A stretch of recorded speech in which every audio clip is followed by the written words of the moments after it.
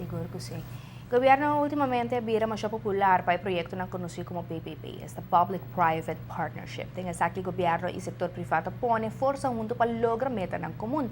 Vários projetos grandes hoje em dia logra via a construção assim em qual setor privado mesta desenhar, financiar, construir e manter o projeto na duração de 20 e também até hasta 30 anos largo.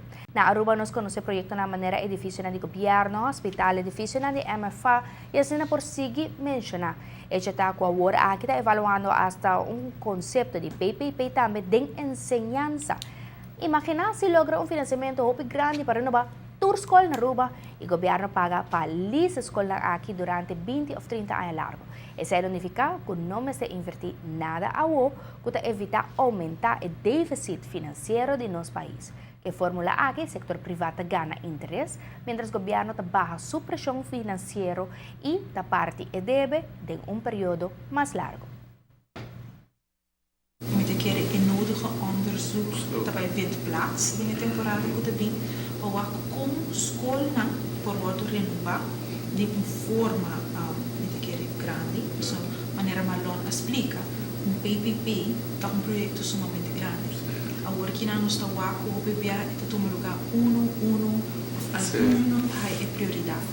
Pero agora é possibilidade de PPP, projeto de Green Corridor de $100 milhões, você pensa que isso aquilo por significar para o desenvolvimento de edifício de escola, mas também de qualidade de ensinança, no sentido que o serviço de pouca função de escola também por volta oferecer de uma colaboração do setor público e setor privado.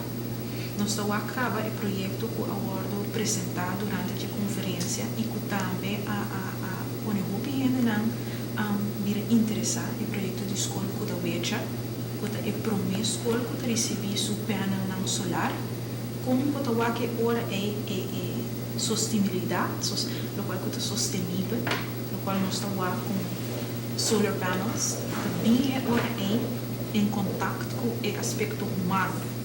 No sentido de qualidade de vida, no sentido de qualidade de ensinança, no sentido de qualidade que nós estamos oferecendo à nossa seguinte geração. Que não porta de edifício onde nós temos na educação, que lanta estandarte de lo qual que não expectativa. Durante o evento recente de PPP, vários islas do Caribe abriram patente de fórmula